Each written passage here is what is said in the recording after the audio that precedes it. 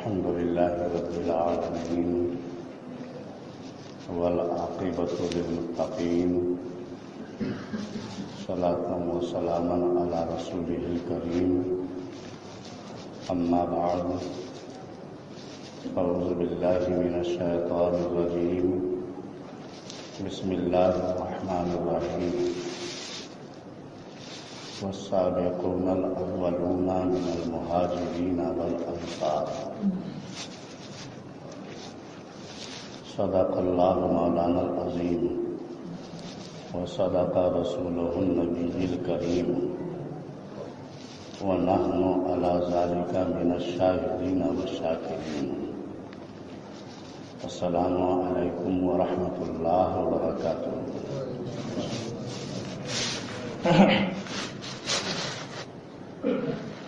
تمام تعریف اللہ کے لیے جو رب ہے عالمین کا، خالق و مالک ہے کائنات سارے جہان کا. اور اللہ کی تعریف کے بعد درود ہو جناب حضرت محمد مصطفیٰ صلی اللہ علیہ وسلم اور آپ کی آل پر، جیسا کہ آپ کا مرتبہ ہے، عظمت و شان ہے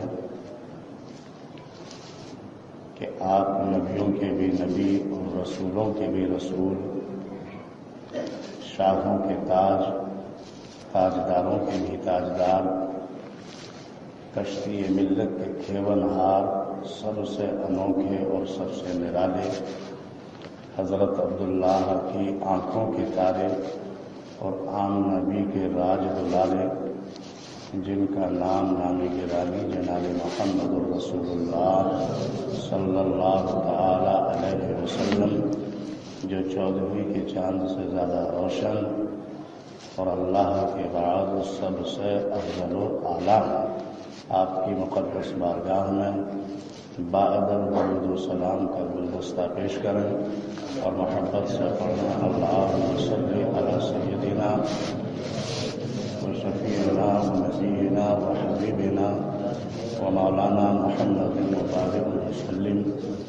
صلاۃ و سلام علیک یا رسول اللہ، الصلاۃ والسلام علیک یا حبیب اللہ، الصلاۃ والسلام علیک یا نبی اللہ.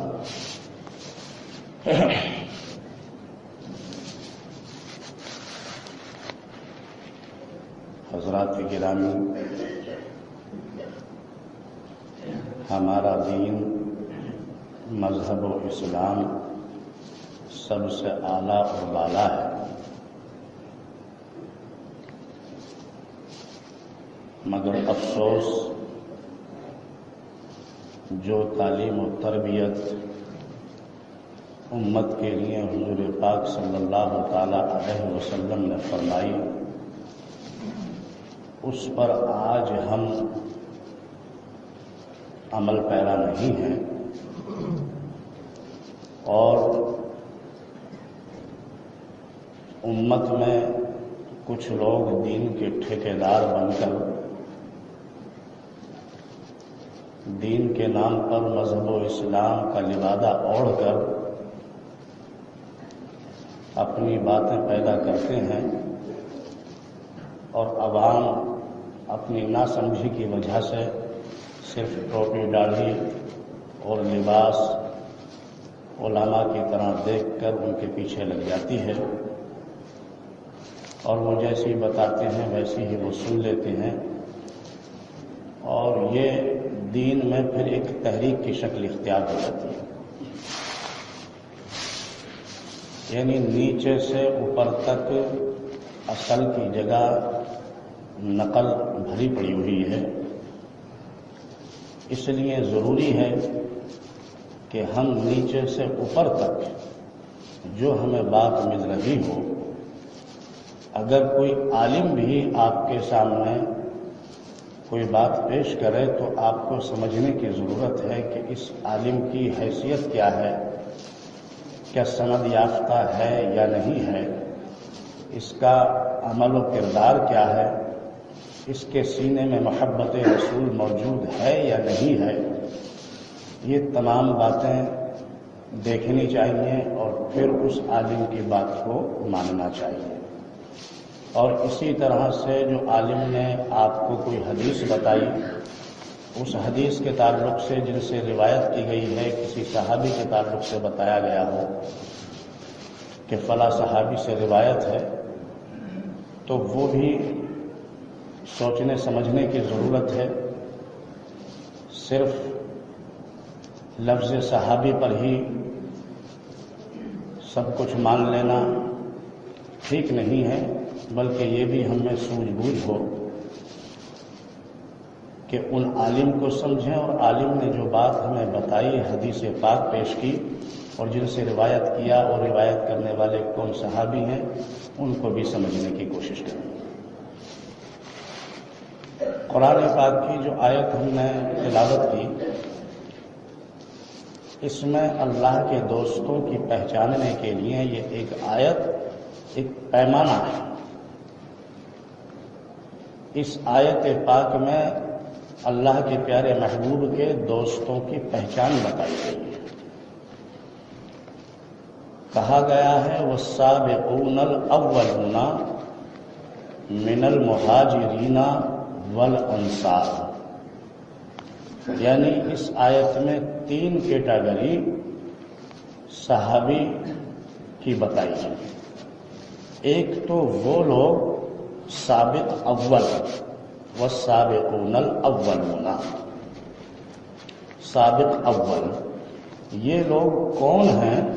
سابق اول کس کو کہتے ہیں؟ جو قبل نبوت سے پہلے، حالانکہ ہمارا ایمان و عقیدہ تو یہ ہے کہ آپ شروع سے ہی نبی ہیں اور آخری نبی ہیں، لیکن جو ایک عوام میں وہ پوری طرح سے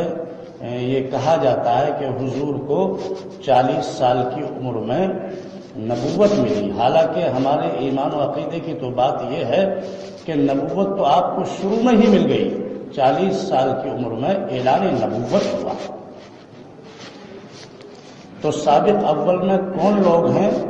جو اعلان نبوت سے پہلے حضور کے خدمتگار، مددگار، ہمدرد و مخلص بن کر گئے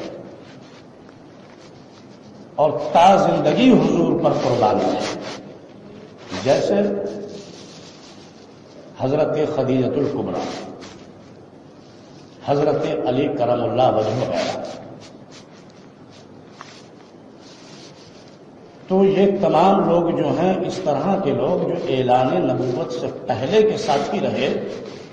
حضور کی خدمت میں حاضر رہے اور آپ کی خدمت و مدد کرتے رہے، آپ سے ہمدردی رکھتے رہے اور تا زندگی آپ کی محبت پر قائم رہے، یہ سابق اول میں کہلاتے ہیں۔ ایسے وہ تمام لوگ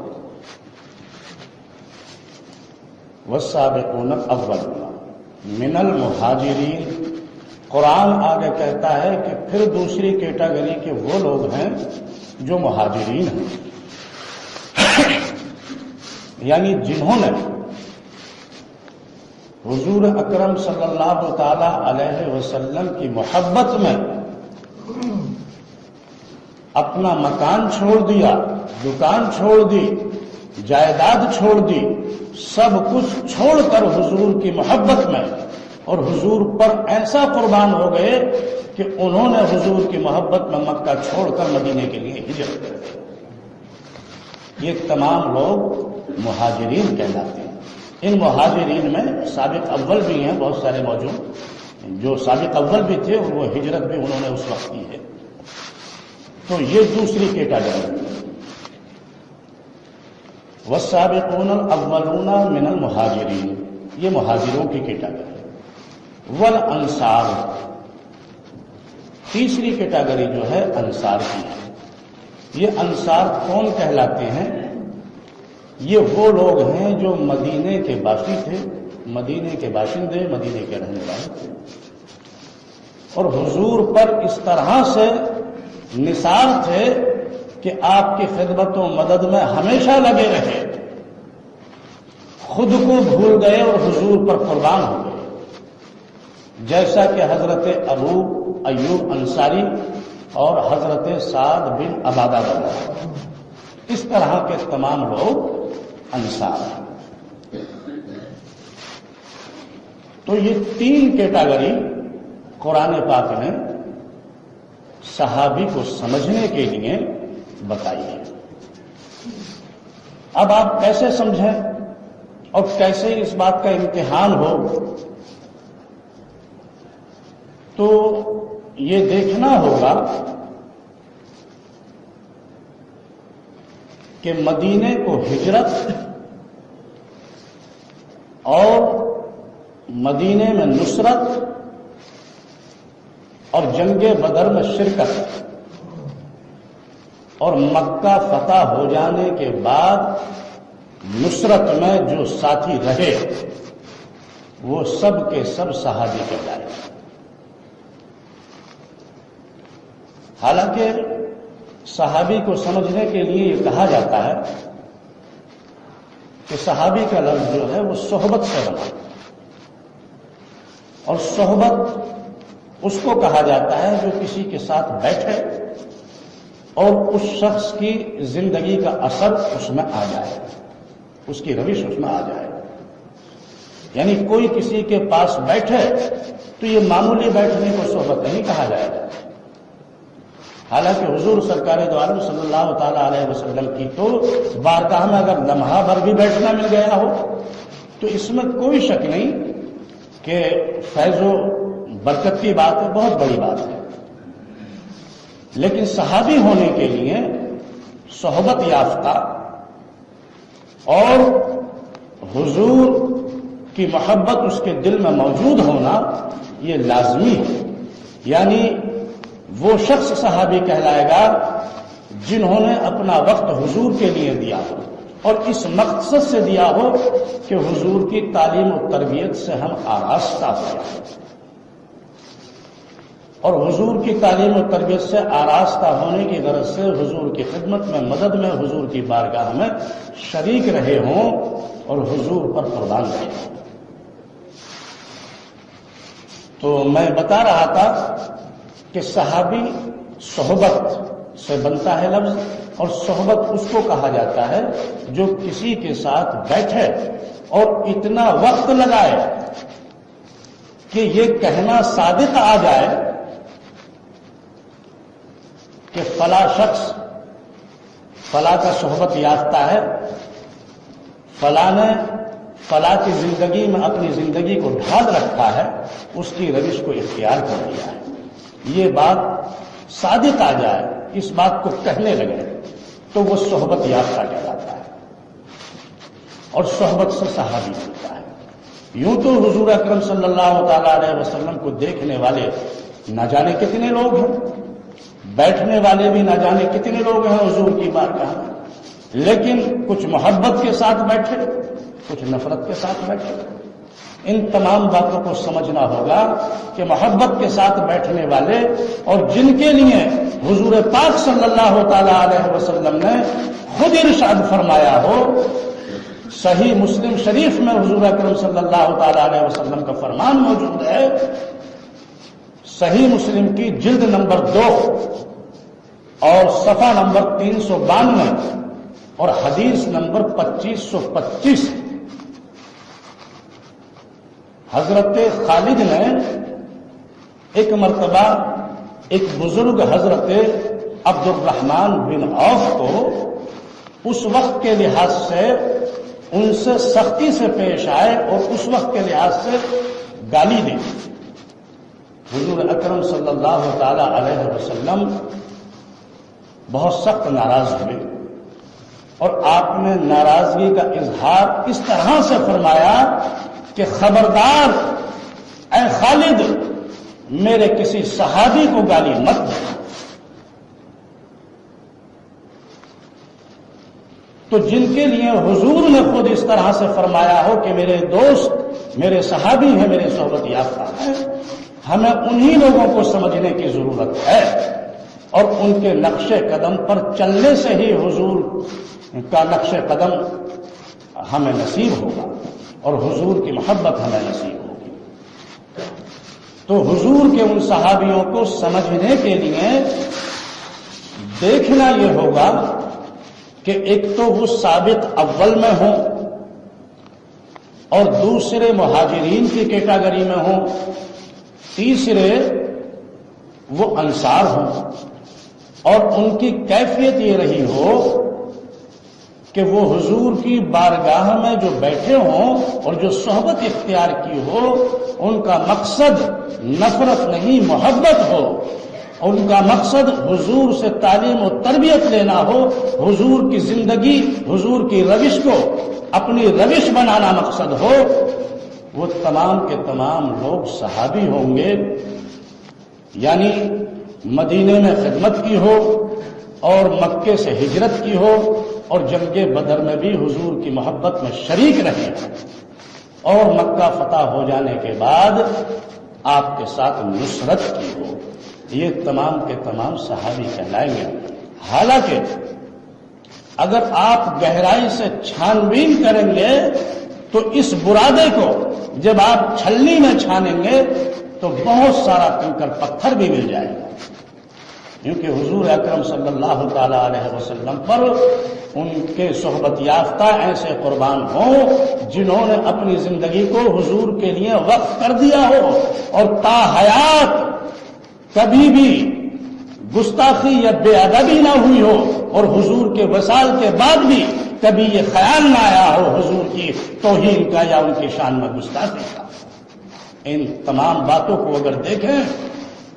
تو اس برادے کے اندر کنکر پتھر بھی بہت کچھ مل جائے گا۔ میرا مقصد یہ ہے کہ ایسے ہی اللہ کے نبی کے دوستوں سے جو بات ہمیں ملے گی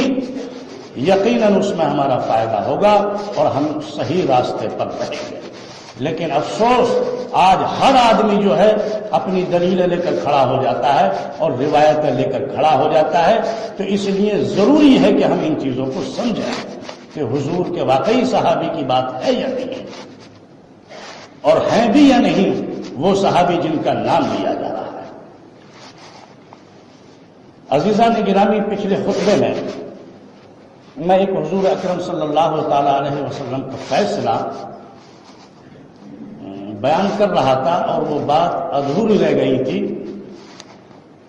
حالانکہ چند لوگوں نے،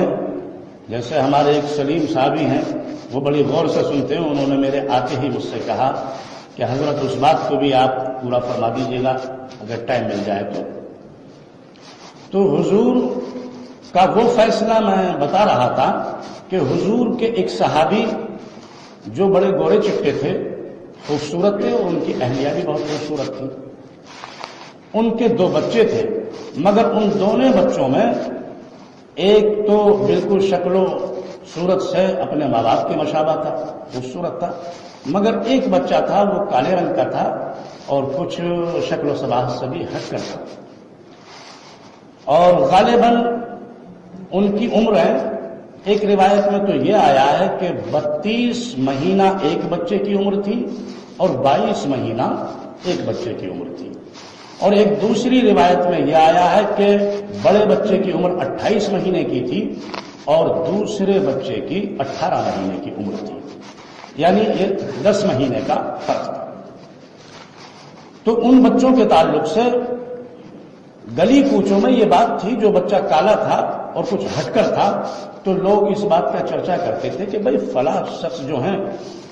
دونوں میاں بیوی بڑے خوبصورت ہیں اور ان کا بچہ بھی جو ایک بچہ ہے ان کی شکل و صورت پر ہے، لیکن ایک بچہ ان کا ان کی شکل و صورت سے میل نہیں کھاتا، کالے رنگ کا ہے،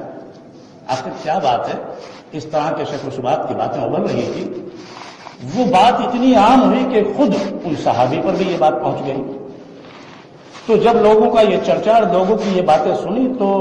حالانکہ بڑے مطمئن تھے مگر خود بھی وہ تھوڑا کنفیوز ہونے لگے، اور انہوں نے یہ سوچا کہ میں اس مسئلے کا حل کیسے کروں۔ انہوں نے کہا کہ اگر کوئی سب سے بڑی عدالت ہے تو حضور کی بارگاہ میرے لیے ہے، حضور کی بارگاہ سے بڑھ کر دنیا کی کوئی عدالت نہیں ہے، چلو اس مقدمے کو حضور کی عدالت میں رکھتے ہیں۔ اپنے دونوں بچوں کو لے گئے، ساتھ میں ان کی اہلیہ بھی تھی۔ جب حضور کی بارگاہ میں پہنچے تو چند صحابہ کرام بھی موجود تھے اور کچھ صحابیہ بھی تھیں جو حضور کی واضح نصیحت کو سن رہی تھیں۔ یہ پہنچے، انہوں نے کہا کہ اے اللہ کے پیارے محبوب، میں پریشان ہوں اور اس پریشانی کا حل آپ کی بارگاہ سے نکل سکتا ہے۔ بات یہ ہے کہ لوگوں میں چرچا ہے کہ میرے ایک بچے کو یہ کہتے ہیں کہ شاید ان کا بچہ نہیں ہے، وہ حرامزادہ ہو۔ تو لوگوں کی یہ باتیں سن سن کر کچھ میں بھی پریشان ہو گیا ہوں۔ تو اے اللہ کے محبوب، آپ یہ فیصلہ فرما دیجئے اور میرے دل کی بے چینی ختم فرما دیں، میرے دل کو قرار آ جائے۔ حضور نے جب یہ بات سنی تو حضرت سلمان فارسی سے کہا کہ اے سلمان فارسی، جاؤ ہمارے حسنین کو، نور عین کو، فاطمہ کے لخت جگر حسن اور حسین کو بلا لاؤ۔ حضرت سلمان فارسی فاطمۃ الزہرا کے دروازے پر پہنچے، دستک دی تو وہاں فاطمۃ الزہرا کی خادمہ فضہ جو ہیں ان دونوں شہزادوں کو تیار کر کے لے کر کھڑی ہوئی تھی اور کہا کہ رسول کی بیٹی فاطمہ نے مجھ سے کہا ہے کہ ان بچوں کو سلمان فارسی لینے کے لیے آ رہے ہیں، ان کے حوالے کر دو، میرے ابا نے ان دونوں کو بلایا ہے۔ حضرت سلمان فارسی ان دونوں بچوں کو لے کر چلے اور حضور کی بارگاہ میں آئے۔ جیسے ہی حضور کی بارگاہ میں حضور کے وہ نور عین حسنین حسن و حسین حاضر ہوتے ہیں، پورے کا پورا مجمع ادب کے ساتھ کھڑا ہو جاتا ہے۔ جو صحابہ موجود تھے وہ بھی کھڑے ہو گئے ادب و احترام میں، جو عورتیں موجود تھیں وہ بھی کھڑی ہو گئیں، اور وہ بچے بھی کھڑے ہو گئے، اور وہ صحابی جو مقدمہ لے کر آئے تھے وہ اور ان کی اہلیہ بھی کھڑی ہو گئی،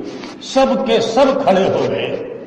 اس سے پہلے کہ کوئی اور آگے بڑھتا، سب سے پہلے وہی بچہ جس بچے کا مقدمہ حضور کی عدالت میں لایا گیا تھا، وہ بھیڑ کو چیرتا ہوا آگے بڑھا اور پہنچتے پہنچتے حضرت حسن اور حسین کے دونوں کے ہاتھوں کو پکڑا اور ان کو بوسہ دیا اور چوم لیا۔ حضور اکرم صلی اللہ تعالی علیہ وسلم نے اس منظر کو دیکھا اور آپ نے فرحت محسوس فرمائی اور آپ خوش ہوئے اور صحابہ کرام بھی خوش ہوئے۔ آپ نے فرمایا کہ تمام کے تمام بیٹھ جائیں اور اپنی بات واضح و نصیحت کو شروع کیا۔ صحابی نے عرض کیا، اللہ کے رسول، میں اپنی پریشانی لے کر آیا ہوں آپ کی بارگاہ، آپ میرا فیصلہ فرما دیجئے۔ تو اللہ کے محبوب نے اس مجمع میں ارشاد فرمایا تھا کہ اے میرے صحابی، کیا تمہیں یہ سرٹیفکیٹ کافی نہیں ہے کہ تمہارے اس بچے نے سب سے پہلے آ کر کے میرے نور عین کا ادب کیا ہے اور ان کے ہاتھوں کو بوسہ دیا ہے؟ اور آپ نے ارشاد فرمایا کہ قیامت تک کے لیے میرے صحابیوں گواہ رہو اس بات پر کہ جو بھی میرے حسن حسین سے محبت کرنے والا ہوگا، جو ان کا ادب کرنے والا ہوگا، وہ حلال زادہ ہوگا، اس کو حرام زادہ نہیں کہا جا سکتا۔ اے میرے صحابی، یہی سرٹیفکیٹ سب سے بڑا سرٹیفکیٹ ہے کہ جاؤ کسی طرح کا شک و شبہ مت کرو، تمہارا یہ بچہ حرام زادہ نہیں ہے بلکہ حلال زادہ۔ اندازہ فرمائیے، حضور کے اس فیصلے کو دیکھیے اور حسنین کی محبت اور ان کے ادب کو دیکھیے۔ آج ہم ہیں کہ جن کے لیے اللہ کے پیارے محبوب نے ارشاد فرمایا کہ اے لوگوں، دو بھاری چیزیں چھوڑ کر جا رہا ہوں، ایک میرا قرآن ہے اور دوسرے میرے اہل بیت ہیں، تم ان کو مضبوطی سے پکڑے رہو۔ یعنی اہل بیت سے محبت کرنے کو آپ نے لازمی قرار دیا ہے، اور آج ہم ان کو بھول گئے ہیں اور ان صحابہ کو بھی بھول گئے ہیں جو حضور پاک صلی اللہ تعالی علیہ وسلم کے صحابی ہیں اور جنہوں نے اپنی لیڈری چمکائی، زبردستی کے صحابی بن بیٹھے ہیں۔ آج ان کے پیچھے ہم پڑے ہوئے ہیں، اسی لیے ہمارے دین میں اختلافات پھیل رہا ہے۔ اللہ تبارک و تعالی ہمیں سمجھنے کی توفیق عطا فرمائے اور اس پر عمل کرنے کی توفیق دے۔ وآخر دعوانا الحمدللہ رب العالمین۔